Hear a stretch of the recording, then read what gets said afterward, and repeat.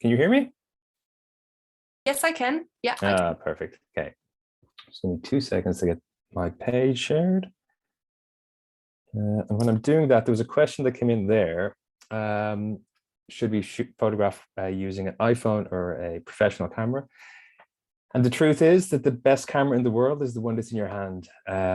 If you have a top-end digital SLR, fantastic. If you don't, the same rules completely apply. So, but we'll run through some of the rules that really doesn't matter what you're using. The camera that's in your hand is definitely the most important, and having a good eye. So let me see, can I share this?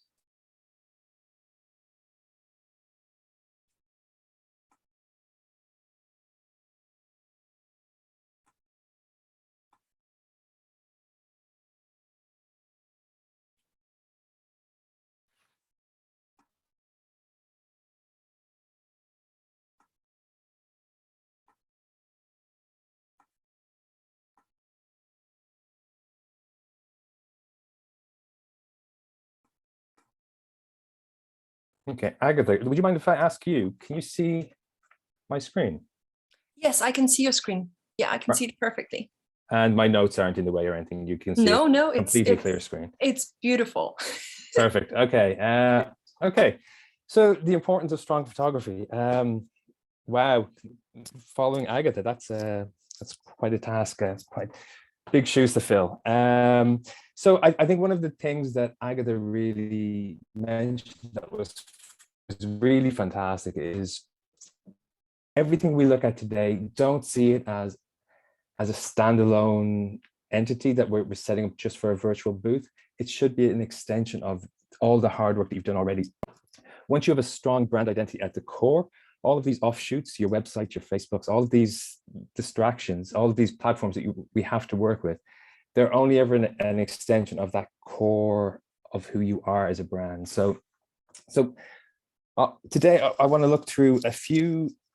What I've done is I've taken a few of previous webinars that we've done, and I've taken out the parts and molded them in such a way that they're fitted for our work towards the virtual booth.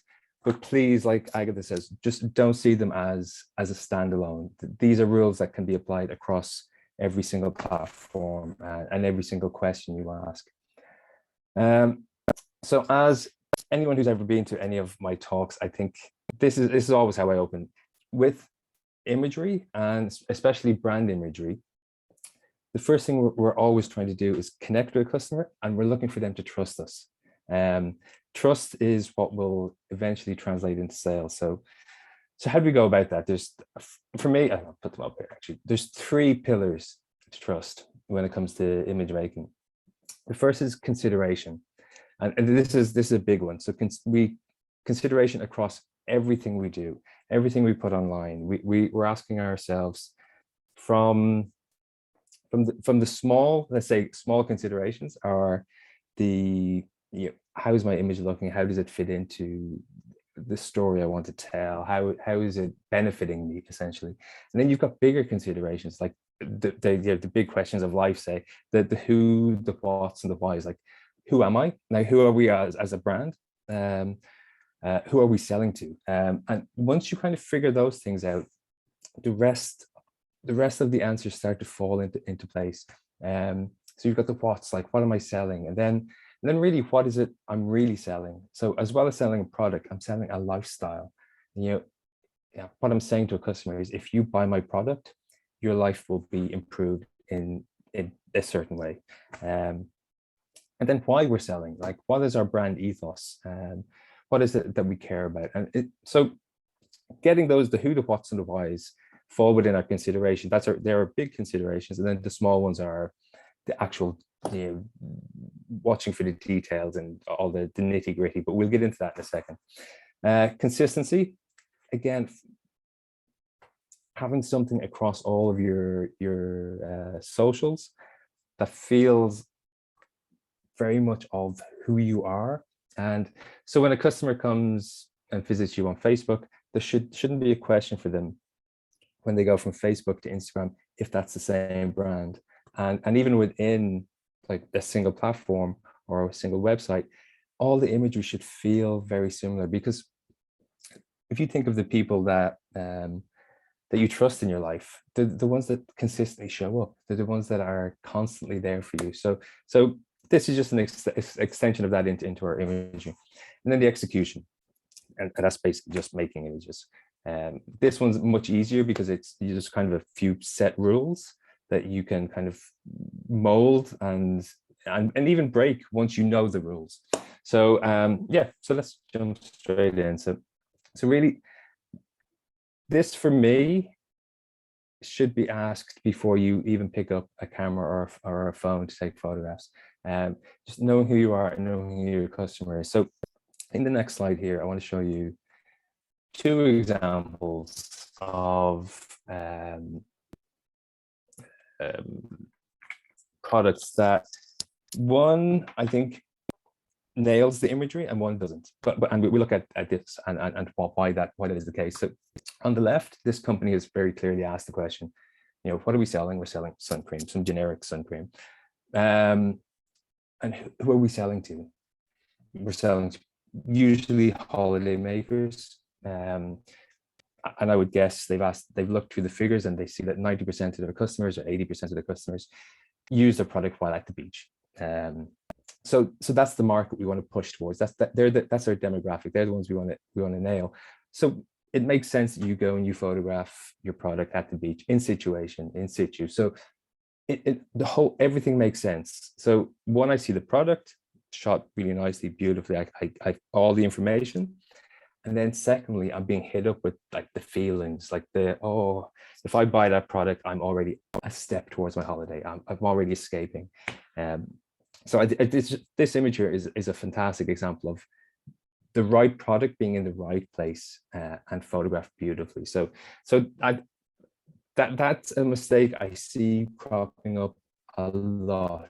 You know, I see people shooting a beautiful product in the wrong place or following a trend, something that they see in Vogue or they see it in some trade magazine that a company has worked with, and they've done it really well, and you steal part of the idea, but it doesn't sit within your brand, and that will always go back to, you know, who you are and that core identity of yourself.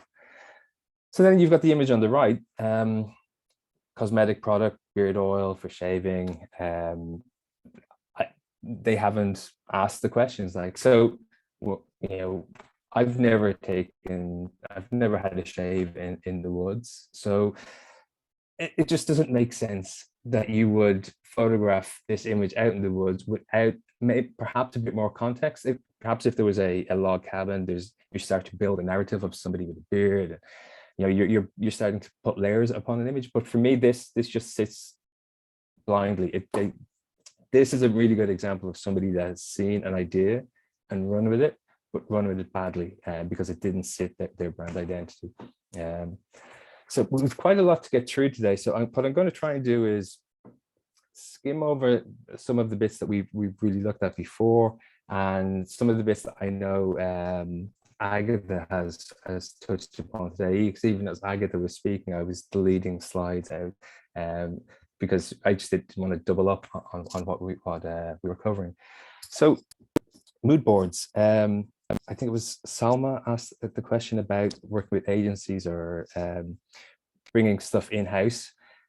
Having a strong, again, that word, strong core identity, and using that identity to visualize it through mood boards can really help you understand who you are as a company and really save you that money of outsourcing.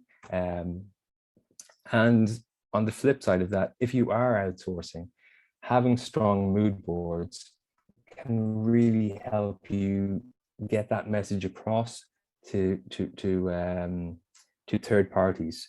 So, but I would say having strong mood boards around your house, something that you can click back into, aspire to, they're going to be your touchstone. So they will all vary depending on what you're selling. And like, let's take this and examine like the color tones. They're very neutral, natural. They're drawing you in. I aspire for this lifestyle here, because they're Yeah, I'm essentially that customer. I'm drawn into this. Again, your color tones, everything, your imagery, all of it works together to have a core visualization of that identity that we spoke about. So here with agriculture, a big shift from what we were just looking at. The color tones shift, the quality never drops, but what we're looking at definitely changes. So you've much brighter colors, you've the fresh produce, you've all of that good stuff, that nutritional colors that makes you feel like, I almost feel better just looking at these images. So there's a very clear difference between these stony neutral natural colors and then into here. So it's just tapping into different customers and triggering different parts of the brain. Oh, I've just noticed I don't have access when I'm presenting to questions. So if there's any questions coming in, if somebody wouldn't mind just shouting them out, because yeah, let's keep this conversation as open as possible. So yeah, so even if you're selling a service or you're an app-based company, being aware of the colors and the imagery that you need, and the shift away from trends and fads, this will keeping the mood boards around, constantly up and constantly referring back to them, will keep you on that course. Ethan, there's a question, Agatha here. I'm reading a question. What are mood boards? Oh, okay. So mood boards are essentially like scrapbooks, or like scrapbooks for grown-ups, essentially. Like I swear by them. Whenever I start a project, I'll go through magazines and books. I'll take scans. I'll sometimes it's a case of building something on my computer. I just have a page where I put in inspiration, colors that that I know work for my brand. Let's not just, I'll pull back up, and this is a really good example. So say I'm selling this bag, top right, top hand corner. So I'm going to go through websites, start looking for inspiration. Part of that, knowing who you are and knowing who you are as a brand, it can start with stealing ideas, like going to brands that you aspire to be like and seeing what they're doing. I'm not saying we need to copy them, but we can take inspiration from everywhere. Like when I start a project, any photography project, I will start to pull together a mood board, and I'll pull references from art. It'll be from music. It could be a stone I found on the beach that I think that color is beautiful. That might inspire me later on. And it's just collating all of these ideas, and they can be on a page, in a pad, on a wall. Like a lot of the time, I'll just start pinning stuff to a wall, and you start to build a narrative, and it will eventually turn into something that will become your touchstone. So you'll go back to it every time. So if you get distracted, or you get pulled away in a different direction because something is shiny or there's a new trend, it's really good that you have something like a mood board that you can refer back to and say, well, does this sit within what I want to say visually? And a great thing to include in a mood board is your color swatches. So you could even go through your collection or your whatever it is that you're selling and pull out color swatches, and that will then influence and inspire the imagery that you start to pull in. So I hope that we could do a whole session on talking about and building mood boards, but I hope that gives a kind of a rounded sense of what they are.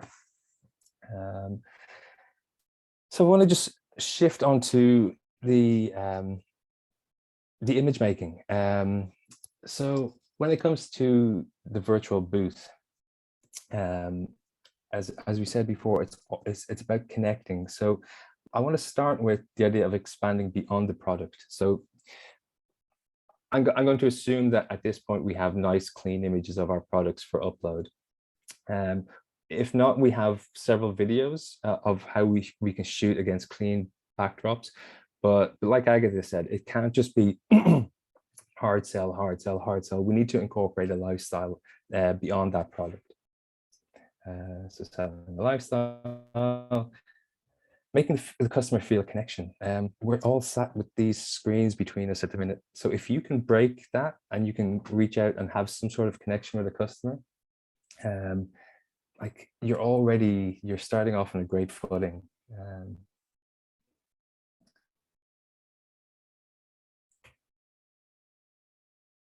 Okay, so there's a few small tips: utilizing props, making the most of what's available. We'll start to look at these. Okay, so when and where to shoot. So I'm a big fan of slowing down. I think in one of the talks we did a few weeks ago, I mentioned that this idea of slowing down, quickly slowing down. So go and make the work. And you should be constantly creating images for your brand, but you should be slowing down within that process. So actually, it's hurry up slowly is the saying. So just really slowing down. So an issue I see with a lot of brands is that they take out their phone, they start taking pictures, and there's no real consideration for everything that's going on in the frame. And for photography, 90% of a good image is what you don't show as opposed to what you do show. So this image here on the left of the Mona Lisa, just slowing down and waiting your time, waiting for space to clear, waiting for the moment to be right to take a photograph. It's a really cheesy example, but I think it highlights the idea quite well. And then on the right, kind of a similar idea that it's just these two are both exactly the same situation, same corner of the room, product shot beautifully on the left-hand image. On the right, it's just about clearing. It's about not showing. So hiding what you don't want to show people. There's a whole school of photography and a theory and an ethos about what is outside of the frame. But we're not going to go into that today. But trust me, it's important when it comes to visualizing your images. So here's just a really simple and clean example of this in practice. So somebody shot a product in their local Starbucks. If you take your phone out and shoot from the height that you're sitting, 9 times out of 10, it's not that interesting because everybody sees from the same vantage point that you see. So you want to look for angles. You want to keep those two people in the background out. You want to make the image visually more stimulating, more engaging. We always speak about trying to slow the scroll because you're competing with so many other images when you're on social media, or again when you're going to be on this platform with the boots. There's so much competition that you need to slow people down, and that's by giving them interesting angles. I always speak about using your knees, getting up and hunkering down, and looking for angles that work for the product, and then like just watching the corners, watching. You're not showing the stuff, the mess, essentially. So here are 2 examples of that. 2 images that speak beautifully, almost beautifully to a brand, but they just haven't watched out for the smallest of details that start to raise those red flags that I may not trust this brand. I don't mean that like a cap with a capital T, but it's all of these little red flags that build up to eventually the customer asking himself, is this a brand that I entirely trusted, that they will deliver on time, that the product will be considered, that they'll have looked at all the tiniest little details. So they might seem unimportant, these 2 details here, but the sticker on the phone, it's such a small thing. It's just like snipping that off, making that tidy looking. It just speaks to a lack of attention to detail. And the same on the right. And again, this is smaller again, but just to flag it, the glass is face down on the desk. It's a small little thing that suggests that maybe this person isn't worried about, the tiniest of details. So when you're showing your products on this platform, not like you said, it's not just about showing the hard sell, it's about showing what the product is used for, showing it in use, showing the kind of the audience, the atmosphere that you want to build around a product. So for this bag here on the left, you've got a young woman, oh pardon me, and so you would guess this bag is geared towards students. So you've got the laptop in, but it's starting to build a narrative.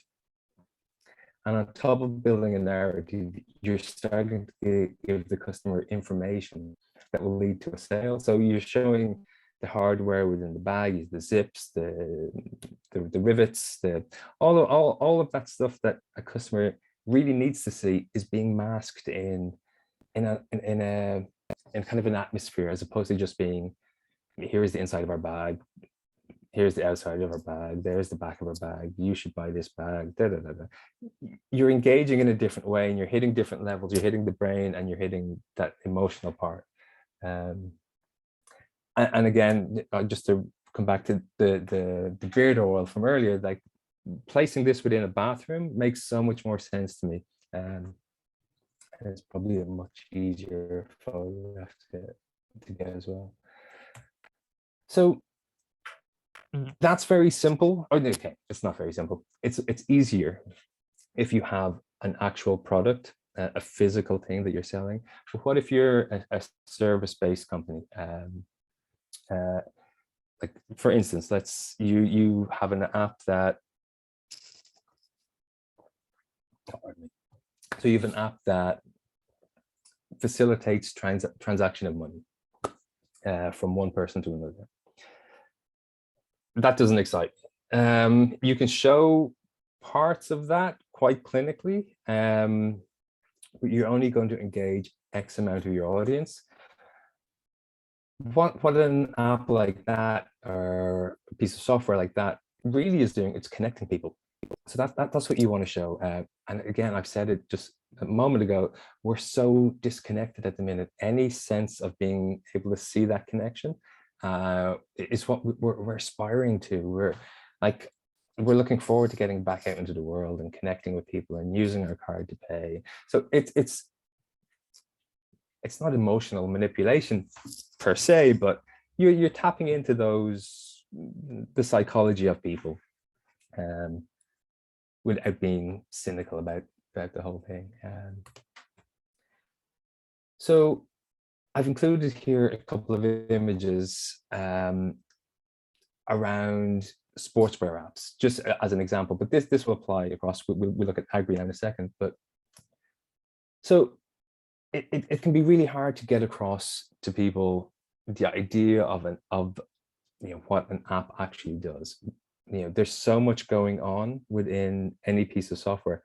It's virtually impossible to translate all of that information across in an image. So what we're trying to do is we're trying to sell, like we spoke about, that lifestyle, trying to draw people in that way. So making that decision, people will go and figure out all of the back end of the apps and all of the things that it can do. They'll do that on their own. You're looking for that sale, you're looking for that connection, and having a really good understanding of who the customer is. So like this app, let's say we go top left with the footballer. This app is geared up for high-level athletes. So when I see this, clearly not a high-level athlete, it's not doing it for me. But if I was, I have all the engagement there. I have all the visual triggers for me to start to look further into this app. You come across to the middle top image. This is more like me. This is like somebody that likes to exercise every now and then. I recognize that looking at the watch before I go out. You know, it's indoors and you're trying to gear yourself up. But this is engaging me. Let's take the image on the furthest right hand side. So the woman looking at the Fitbit. I think it's a Fitbit, I'm not sure. But the product is much more playful. So it's moving away from that customer that would be the high level athlete. And you can see even the clothing that they're wearing, like she's got a woolly hat, a jacket. She's clearly not going for a run or a ski or a jog. It's geared up towards the more commercial, the everyday person. It's all of these tiny little questions that we need to keep revisiting and asking ourselves. Again, with I agree. It's drawing people in, and color and nutrition and brightness is your friend here. And having this, and I'll come back to this because it's so important. Having hands within images, again, taps back into that our longing for connection. And it can speak so much about what a product is trying to sell without giving too much information. I immediately get that there's a connection in some way or form, and it's great at showing portraiture without having to be straight up like a face. I do think there's a place for that, and we will touch on that in a moment, but it's a great way to pull that human connection in. So I've included just these three images.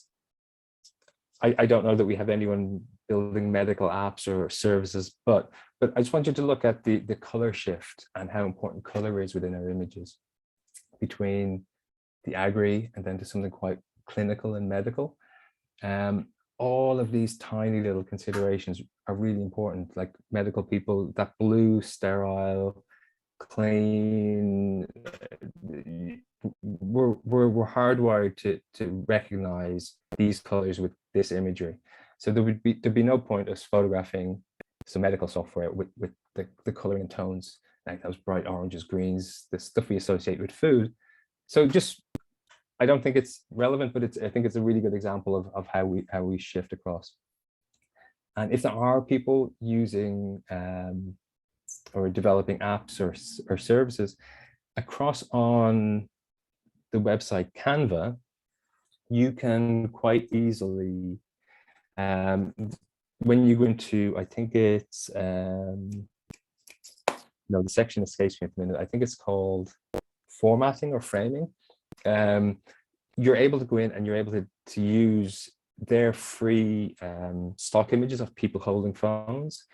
So then you can just implant. So this is one of my images that I've just implanted in on the software really simply, really quickly.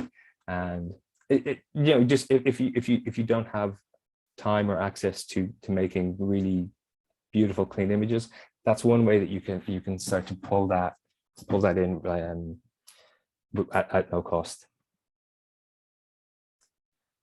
Okay, so having visited many booths, real and virtual, over the years, one thing I've noticed is that, and even across people's websites, so this really should extend, portraiture, I think, is something that a lot of companies let themselves down on. It's seen as a secondary issue. And you know, the face of a company is the most important thing. So just, again, those ideas of consistency really carry across. So I've thrown in a few examples here that we can just maybe work through. So these two images, really aesthetically fine, they're good, they're shot well, they're exposed, everything from a photographer's point of view, like they're perfect. But they leave me a little cold. They kind of speak to a time like in the early 2000s where money was so important. It was all about growth, and there feels to be a little bit of a disconnect for me.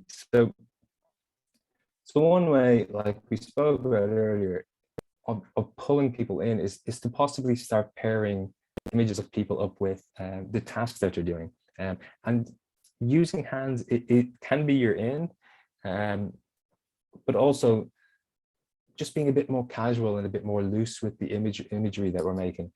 Casual and loose in the images we make, but consistently casual and loose. So they can't just be, you can't get away with taking 3 different looking images, one black and white, one color, one sepia, say. That's a dramatic example, and say, oh, we're being casual and loose. There has to be a core understanding that you're doing something purposefully, even if it is loose.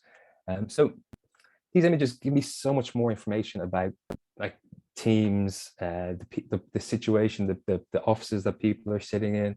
I'm being drawn in. I'm getting a better rounded sense of the people. And here's a few I've included. I want to touch on 1 or 2 points. I think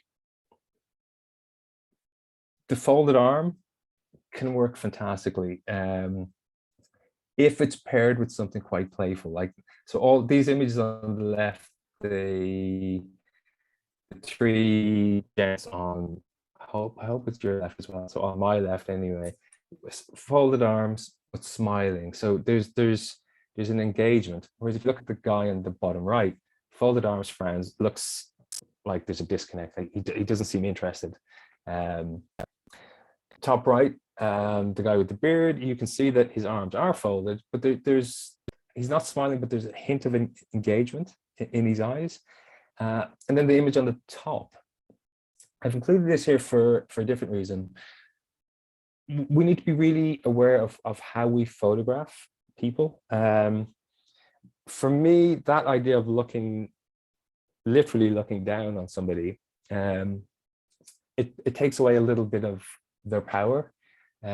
So for me, I would suggest that guy wearing the suit with the 2 guys behind him, the photographer could have come down maybe a couple of inches and shot at eye level.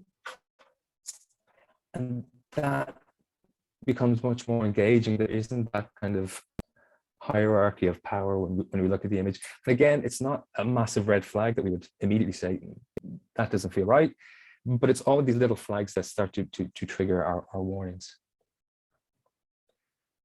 So coming back to knowing your brand, and if your brand is playful and fun, and you're a young team and it's exciting, you don't want those boring folded arm photos. You don't want the clean headshots, just head and shoulders.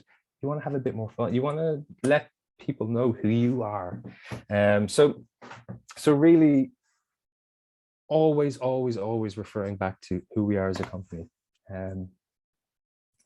So the next thing I want to look at really quickly, because this is one mistake I see. Well, one is that a lot of brands don't include team photos.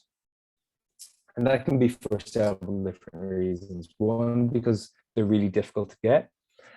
And secondly, maybe it's like, as a customer, I love seeing the people behind the product that I'm buying into. So, but they're really tricky to get right. So I've a few examples in here and a shoot list of things just to keep in mind. But I think on a booth, it's so important to have an extra layer of connection with a brand. So, so if you are photographing large groups, just be confident. Be clear when you're taking the photographs. Like, be really articulate with people. Like, know what you're looking to get in advance, and be able to articulate that with your subjects. Making sure that no faces are blocked. It sounds really simple, but I see it over and over again. So there's a really good tip there. When you're taking the photograph, just ask the group, because it's hard if you're taking a picture of, say, 10 or 15 people. You can't keep an eye across every single face. But the rule is, if they can't see you, you can't see them. So just there's a little tip that people will start to kind of self-regulate themselves. Give yourself options. Shoot loads of photographs, because people blink, people look away. give yourself too many options. If in doubt, do a U or a V, and I'll show you what this looks like in a minute, but just you stagger people away from you or towards you. So it's a really simple technique, except that they're going to look staged, and try to fill the frame. So when we talk about trying to fill a frame, it's something that we should be really aware of actually when we're starting to upload for the virtual booth. It's good to keep in mind the aspect ratios, whether it's your images are going to have to sit within a landscape format, a portrait format, or a square format. And that will dictate the kind of imagery you can upload. I looked through the videos last night and I saw a square format was used. I need someone to confirm that. If it's square, you get a little bit more play and you've a little bit more wiggle room. But just looking at different formats, using the amount of space. So this image on the left, you're filling in, because it's portrait and people are standing, they're filling the frame lengthways. Whereas on the right, you've left with a lot of dead space that isn't all that flattering. And on the flip side of that is then if people are standing, you don't leave too much room above. So that idea of the portrait format for this left image, all you like by flipping it onto the horizontal, the landscape, you start to fill that frame better. So always watching your corners, watching for those little details. So two very different images, one quite playful, one quite staged, in my opinion. And the reason I've included the one on the right here is just to emphasize and drill home that idea of looking to the corners, watching for all of the tiny little things that can throw up red flags for people. So this image on the right of the group, in the background, which you mightn't notice straight away, you have this, by chance of design, you have this big red L. Now in Ireland and in the UK, when you drive around with a big red L on your car, it indicates that you're a learner, you're a novice, you're inexperienced. So we mightn't initially trigger that in our minds, but that information is seeping in slowly and slowly and slowly. So just watching for those details. Yeah, just they're everywhere, and we have to constantly. The reason I mention it constantly is because it's not a one and done type of process. You have to keep reevaluating this time and time again. Having fun and connecting people, showing groups of people together. This is, for me, the way we should be going with our visual imagery when it comes to groups. You're incorporating everything I spoke about before, different angles, connection. We're seeing the groups, we're bringing people all together. Just be mindful maybe that we're living through this global pandemic, so maybe high-fiving at the minute isn't the way to go, but that's still that sense of some sort of connection. So how are we doing on time there? Yeah. Okay, so really quickly, I would just like to touch upon a few of the really simple tips and techniques. We have covered them before, so I've pulled out a lot of the information and only kept the core elements that you really should be touching upon before you start making images for the upload for the virtual booth. So like somebody asked earlier, is it better to use a camera or a phone? The one you have in your hand is the best. So we carry around these incredible tools day in, day out. So I'm going to just look at a few of the settings that we can just turn on to our phones really quickly. We can even do it now if we're sitting here and you have your phone to hand. So turning on your grids will put this, oh, that's not what I want to do. Putting on your grids will divide your image, or the image that you look through on your phone into 9 different squares. You get 1, 2, 3, 4 lines, and you get these 4 intersecting points. And I'll revisit why they're so important in a moment, but it really helps you balance up an image. I'm not going to go into these in too much detail. So if anyone has a question, please feel free to ask, because I think we've covered these quite a bit. Turning on your high dynamic range is, I would suggest it's key to making good imagery. High dynamic range basically means information that's stored in your highlights and your shadows. The higher your dynamic range is, the more of that information can be saved. So this image in the phone here, the shadows within the rocks and those highlights that are out in the sky, a camera really struggles to pick those up unless you have your high dynamic range turned on. It keeps more information, highlights, and more information in those shadow areas. And not only will you get a better image immediately, when you come to edit them later on, like using even simple free software or apps on your phone, because there's more information, there's more latitude within your image, you can start to pull that information around, and it's much more malleable as a photograph.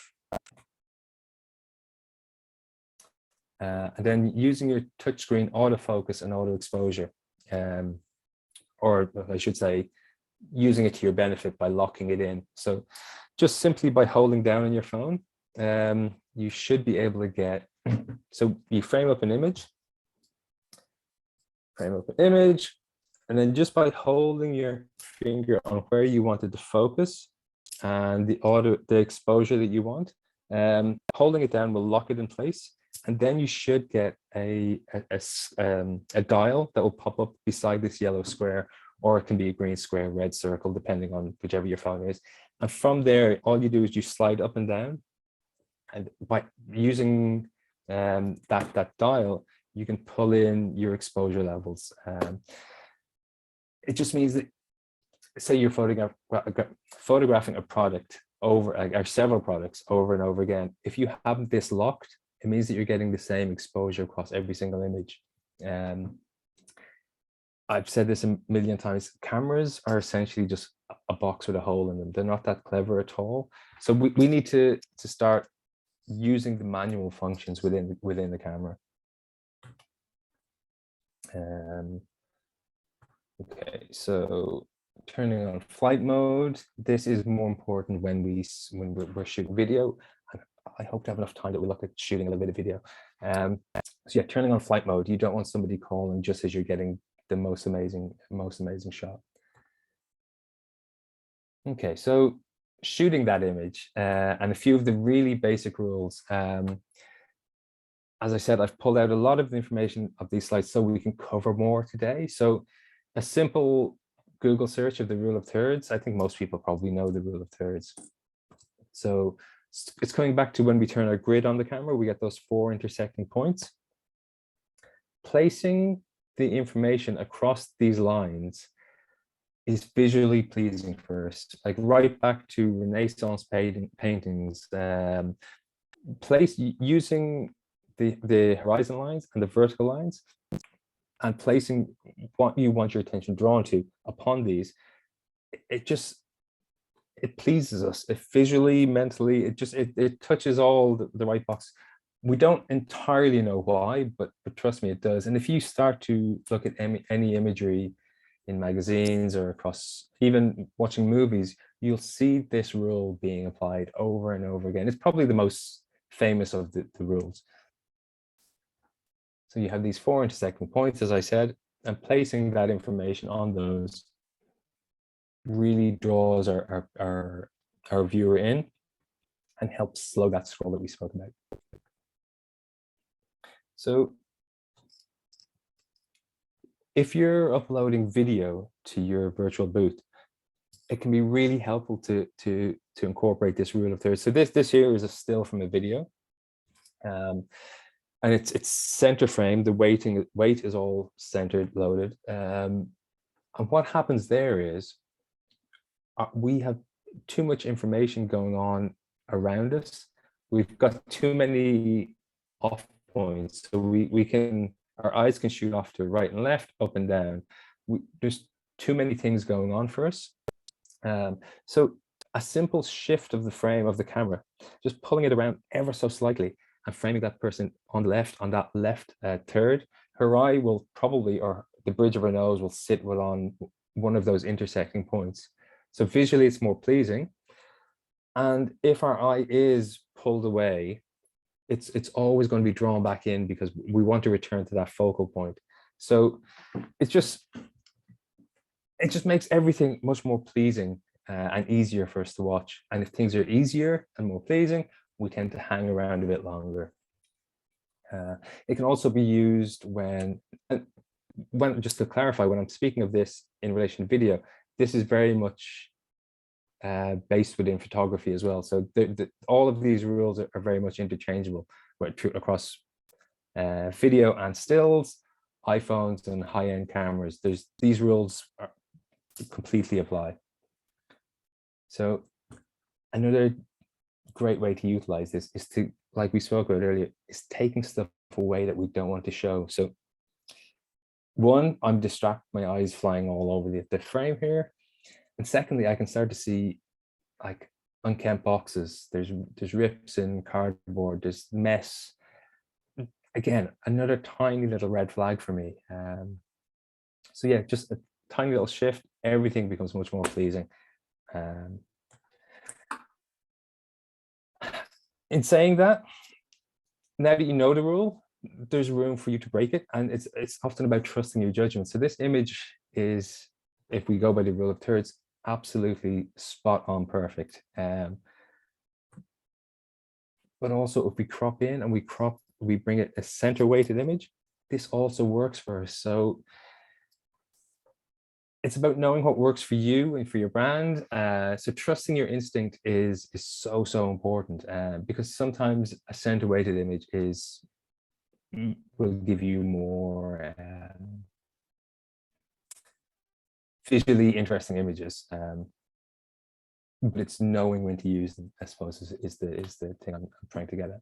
So this works because we're selling the Amazon logo.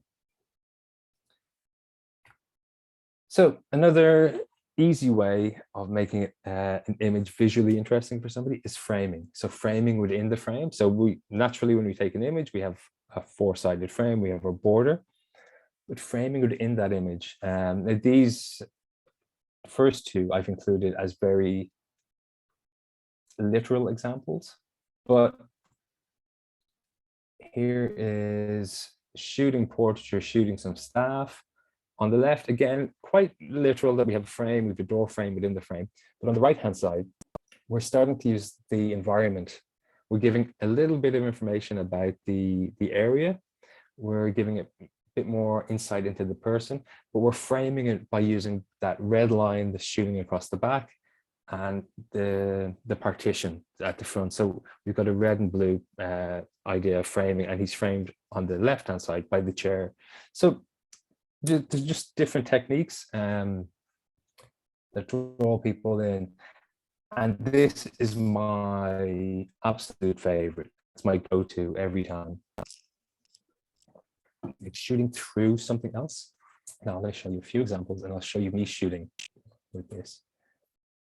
It's foregrounding. It's putting stuff in front of you that can be informative, or it can be visually, it can be just aesthetically pleasing. So there's often a trade-off between aesthetics and information. When they come together and harmoniously, then that's when you get those magic moments. So like, here's a series of portraits I made for a local newspaper, and everything in the foreground relates to the person, but it's also aesthetically pleasing, and it just gives the picture more depth. It gives me an extra layer to come into the image, and it will slow me down a little bit. And this is all it has to be. Like for me in this image here, this is me on the left, just with a bunch of grass, just holding it up in front of the frame. So if you're using your phone, it's just holding it in front and just moving it to a point where it starts to feel natural and you're not blocking any of the information. So in this image, we were selling these beach towels. Now, I obviously wouldn't incorporate something that's going to cover that, but I can start to build an atmosphere, I guess, just by incorporating it into the left-hand side. So leading lines, I'm going to leave that in there, and I'll skip over that because I don't think it's so important at the moment.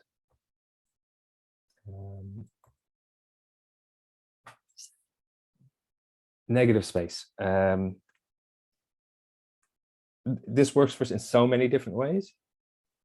One, if we're not entirely sure of our endpoint of how our aspect ratio is going to sit, this can be a really helpful way of making sure that you have an image that can cover several different formats.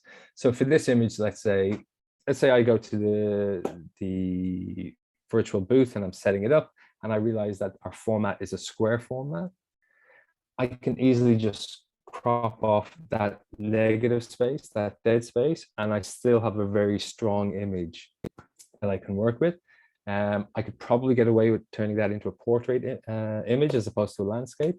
But the real benefit of having negative space is that you can incorporate logos and you can incorporate information. Designers will love you for it. And you'll find that when you go into, say, the likes of Canva and you're starting to do layouts, having that space, like, you will love yourself that you thought about it beforehand as well. You'll save yourself so much stress and effort and time later on. So yeah, just negative spacing. So here's an image of that Amazon guy that we looked at earlier. And within here, we have all of those rules starting to come together. And I promise you, if you start to incorporate one at a time, you'll get to a point where you'll start to make these images and incorporate these rules without even thinking about it. It's just like driving. You know, we learn how to steer and clutch in, accelerator, brake, change gear.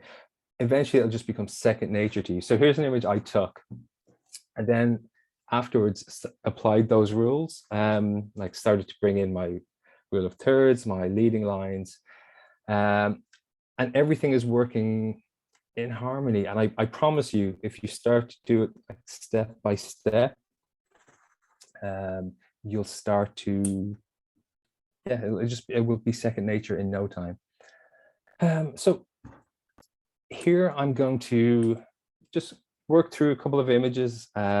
We shot a campaign over the summer.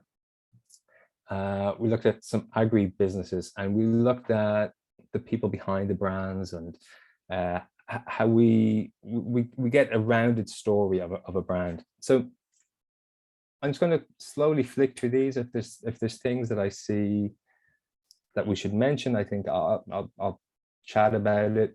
If anyone has any questions at this point, it's a really good point. I'm going to also, when we're finished, just look at shooting a little bit of video. I think we still have time. So yeah, it's, for me as a customer and as an image maker, it has to be about connection. You know, I can, like, so this is a cocoa brand. I can go down to the store tomorrow and I can buy a bar of Cadbury's for like £1 for nothing. Or if I invest in a brand emotionally, I'll be more willing to spend a higher rate if I'm fully connected and I get a sense of who a brand is, and that they're not just like a faceless big corporation. So this image, let's just break it down really quickly, and how and why I took it, I guess. So first thing I was considering was allowing a bit of dead space, some of that negative space, that if we wanted to put logos in, we have that space there. We can crop it down to a square format. We're covered in that element. Her bridge of her nose will sit within one of those intersecting points on when we break down into the rule of thirds. there's eye engagement. We're like, when I look at this image, I can't but be drawn into her eyes. I'm connected with that person. We're incorporating a bit of information about the brand, or the product, I mean. And the last thing, which you don't see, is that out to the right-hand side and to the left-hand side, there was 30 farmers staring in. There was, down at the bottom left-hand corner, there's a bucket, a broken up bucket. There's a broken tree out to the right. But we've framed it in such a way that we don't see any of that. So really leaning into that idea of it being as important what you don't show. So all of these things, I promise, will come naturally. They seem daunting, and it seems like there's so many things to think about. But step by step, you'll get there. Again, showing hands, drawing people in, connecting. And it's the same thing with these images. There was broken up pieces of equipment to the right and to the left of both of these images. But just framing and watching our corners, watching for those little details.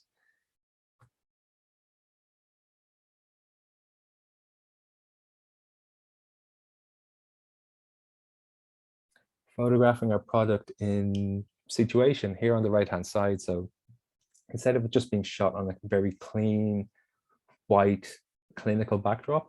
So this was photographed in a factory, not that appealing, but there was these, what they called, I can't remember the name of the fabric, but these sacks were lying around.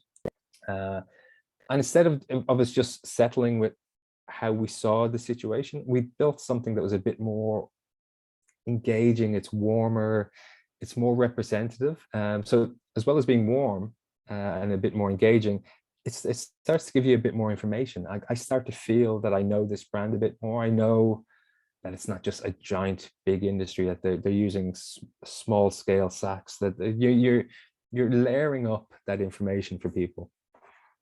And again, on the image on the left, center weighted image.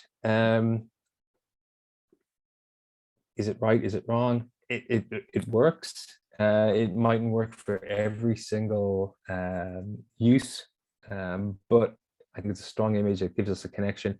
It brings that personal touch to the product. Okay, so I think I have a few minutes left. So I'm going to just touch upon some of the rules of shooting video, and I'll show you some examples as well. Again, I apologize. It's such a rush because I want to cover so much today, but we could easily break any one of these down into a single lesson. So sorry, I'll go back. These same things apply when you're shooting video as if you're shooting stills. Turn on your grids. They'll help you balance up your images, your HDR, same thing. All that information will be stored there. You do get slightly bigger files, so it will take up a little bit more room on your phone, but it's so worth it. And then your autofocus lock. These things are great as well. With video, and if things are moving, I mightn't lock off my exposure, but that's a pardon me, that's a decision for that's a creative decision. So 100% avoid digital zoom. Use your feet if you need to get close to something. Use your feet. Just get in and move out. Digital zoom isn't. Let's just say it's not real. All it's doing is cropping into your image, so you're losing quality every time you zoom in. So yeah, use those feet. Getting closer. The photographer Robert Capa has a great saying, or had a great saying. If your pictures aren't good enough, you're not close enough. So just like move those feet, getting closer. So yeah, turning flight mode on. I mentioned it earlier. This is imperative when you're shooting video, because it'll entirely ruin a shot. And when shooting video, the biggest takeaway that if there's nothing else you take away from today, is the idea of stability. And we have loads of options for how we stabilize our cameras. Some of them are really expensive. Some of them are super cheap. So you have gimbals. If you're shooting a lot of video, you can pick up gimbals for $200-300. They're not overly expensive. I don't have one. I don't think I don't see a need for them. But they are fantastic, and they don't suit my workflow, but they are fantastic. The easiest thing you can get is something like just like a little tripod. Like for me, I have a phone clamp, this little guy on top, and I've attached to a tiny little tripod that if I am, let's say I'm making a video for upload for our platform, I can lock off the camera. I have a lot more control. I've got my hands free. I can talk to people. I can interact the way I like to interact. So, and also, you're not going to make your customer dizzy. Like, there's nothing worse than somebody not caring that you're watching a shaky video. That is one of the biggest. If I go onto a website or even into a meeting and somebody is rocking around with their camera or their video, like immediately I'm almost like checking out already, because it's too much to take, and it just shows that somebody hasn't considered me, I guess. But you don't have to spend a fortune. Like, use a pile of books. Popping a phone inside of a cup can work for you. Propping it against a brick. Using a matchbox. Here to build a little stand, you can just pop your phone, taking two little slits out of the side of the matchbox, pop your phone in, and then you've got a little stand for your phone. There's these little guys, like I got this from IKEA, but they're like just a piece of wood with a wedge cut out. So anything that will like hold your phone steady for you when you're shooting or when you're having meetings is imperative. So, I forgot. I meant to delete this one because I was going to talk about setting up for meetings. But here's an example. This is my desk as I'm sitting at it while Agatha was talking earlier. I have raised up my computer using 2 blocks, so there's some sense that we're having an equal conversation. I'm not looking down on you, or you're not looking down on me. So it seems to be, it's like we're sitting at a table. At least I hope that's how it's working. So I've just used 2 blocks, raised it up a little bit so that I'm looking. Now I know I'm darting away because I've got that screen that I'm working from, but I'm trying to always come back to replicate a real life conversation. And then a little tip, if you are in these virtual booths, this is, for me anyway, this is the great joy of being online. We have the ability to have all of these, I call them cheat sheets, lying around. I can be like, I've got notes here, notes there, there's notes above my computer. I can tip into all of this information. So without having to look like I'm scrambling around for information for a customer. So if you are meeting somebody, like doing a bit of research in advance and having, even where they're from written down on a piece of paper, maybe even a little Google search of what the weather's like in their area beforehand. Oh, I hear it's raining in Washington at the moment, blah, blah, blah, whatever it is. But having all these little cheat sheets lying around can really, really help you out. Sorry, I didn't mean to go into that conversation.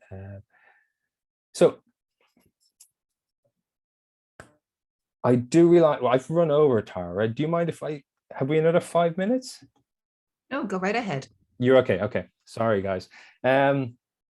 So when we're shooting video, I promise this will be the last thing I'll speak about. It's really simple. Much like photography, there's a few different elements that you need to kind of build upon, but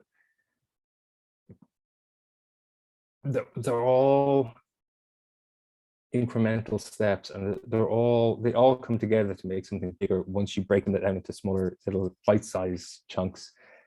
So when you're shooting video, or stills really for that matter, if you're trying to tell a story, there's only really 6 shots.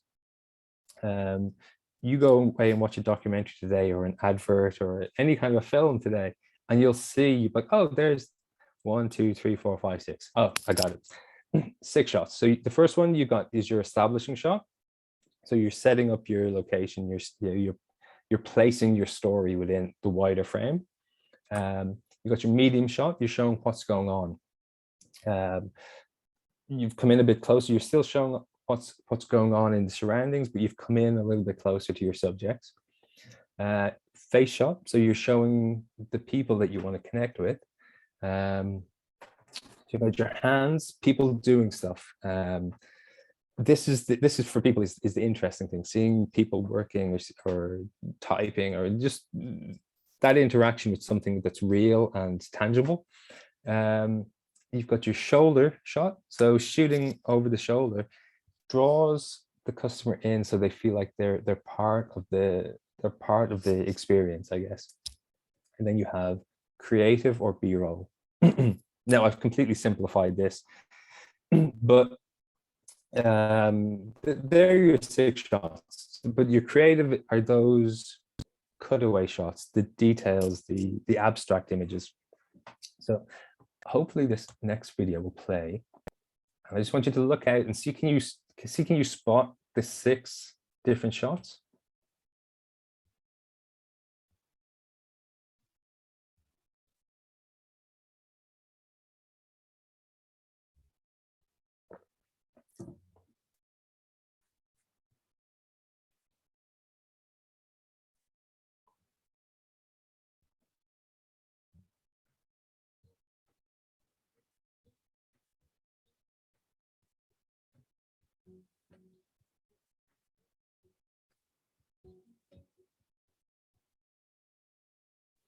Okay, I'm going to play it once more, and then this time I'm going to include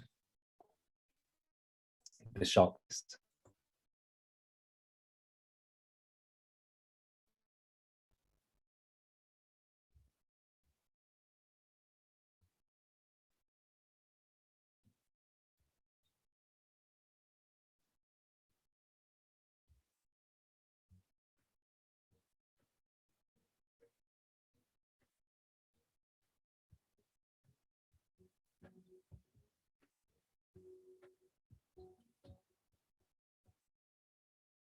Okay, so that's a really, really basic interpretation of those 6 shots. But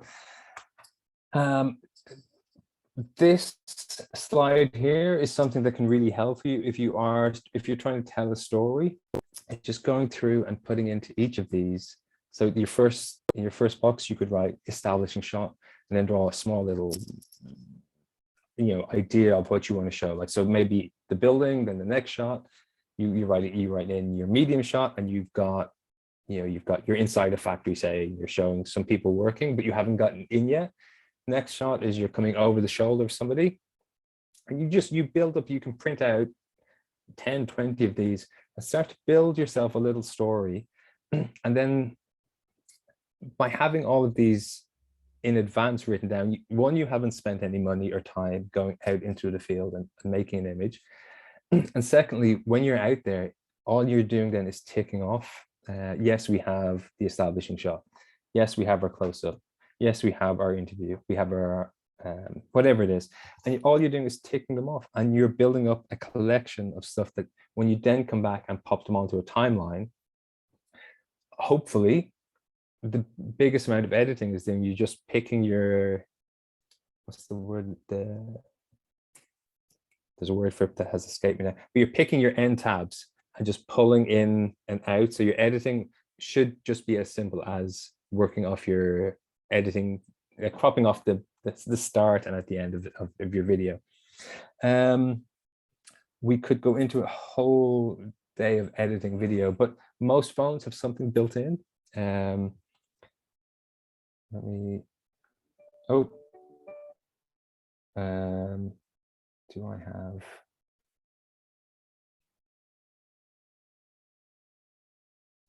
So I hope you can still see this. So most phones have something built in, but I think the likes of Inshot and cut story are great. Are kind of okay. Ignore cut story. That has started to shift and change. So Inshot is a really easy, simple, and free piece of software to use. And you have a simple timeline. You pop your videos on, and then you have your options just to crop at the start and at the end, and that will give you a great start point for shooting video. You can incorporate transitions then, so you get nice fades across your images. And then the last thing I just want to show you really quickly, because we're up against it for time. This horrible looking setup, I don't think it's going to translate if I play you the samples, because the audio and they're going through my speaker through a system and then coming out of your speaker. But what I would suggest is if you're putting a narrative to a video, instead of trying to talk as you're shooting, I would suggest the easiest way to do it is to shoot a video in advance. When you have it edited, then you've done your clipping and you've taken the edges off and it's looking a bit tighter, you then go back in and using the likes of Inshot, you re-record an audio piece. So you introduce your brand, your company. So you have a nice script that you can work from. So it'll keep your story succinct. But instead of just recording directly into your phone, holding your phone up like this, the first thing I would say, like, that's one way of doing it if you have to. The second step, the second preference on from there would be just to use like even the mic that came with your phone. Just plugging that in and recording that way will definitely improve it than recording straight into your phone. But setting up a tiny little booth for yourself. So here I've just used 4 cushions from around the house. And we've used this for professional videos during COVID when we couldn't travel to do sound recordings. So what you do is setting up these 4 walls essentially of soundproofing. So all I did was built this little unit, and you go in and you take your mic and you hold it about 5 to 6 inches away from your mouth. So you're holding that at the back of this, like, say, let's call it a sound booth. And it's right at the back of that, and you're talking directly into your mic.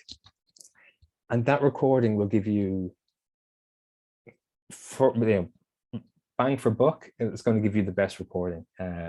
Of course, you can go and spend money on mics and all of that good stuff.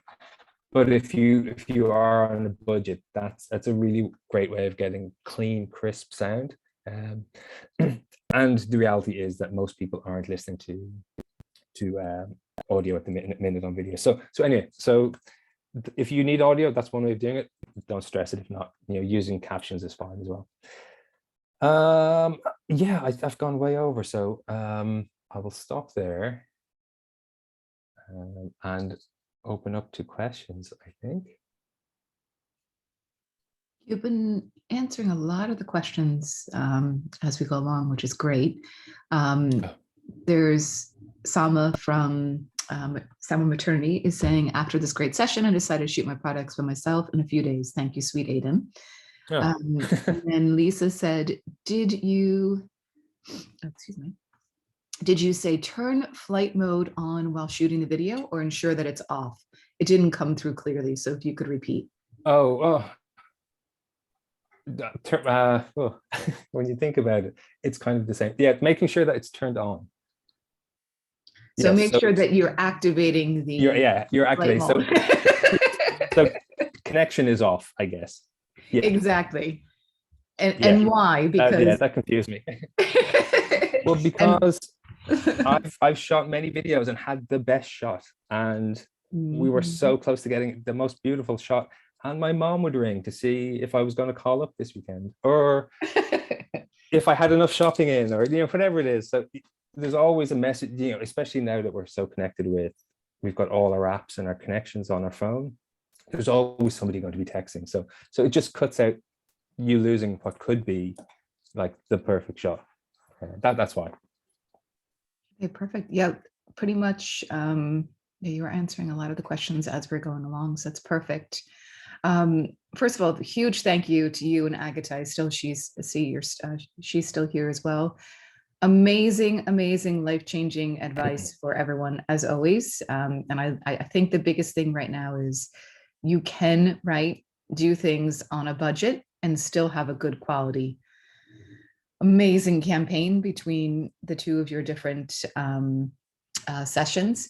And then Wendy will be Wendy Parachin and team Krupa and Miro, they'll be getting us information on the next steps with the different links and things that we can give to buyers. I thank all of you so much. I think you understand this group, we really enjoy as many questions as possible as experts. So we really enjoyed having an engaging session with you. The more questions, the better. We love it, love it, love it. As things come about, post it on the weekly chat, or the wall, excuse me. Those of you in the textile and apparel program, Agatha, your session is on Tuesday the 7th, correct? I'm throwing you on the spot. Yes, you're not there, but yes, it is. Yeah. So Tuesday the 7th at 2 p.m. Geneva time. Agatha will have another session, those of you that are interested in learning about. And also, if you don't just have to be in the textile and apparel and non-apparel world, you can also as well join if you're in different sectors, because obviously most of her advice is quite amazing. So, you miss out if you don't listen to her. So thank you both so much again. And thank you to 10X for the presentation in the beginning. The recordings will be available on the platform, I'm being told. So that way too, you can see how to upload and utilize the different components of 10X. And then I think now it's not just the platform, which I'm so excited about. Really hoping the closing thing is all of you collaborate as much as possible. Love seeing on the wall that you're posting different, reaching out to different people. Those of you that are on SheTrades Global, obviously you are the platform, make sure that you're reaching out and trying to network and connect with people, find them on Instagram, find them on LinkedIn, and really, really, really connect. So, so, so important. Have a lovely afternoon. Again, huge thank you to Aidan and Agatha and to the SheTrades Global team for putting this together. Thank you, everyone. Bye-bye. Bye.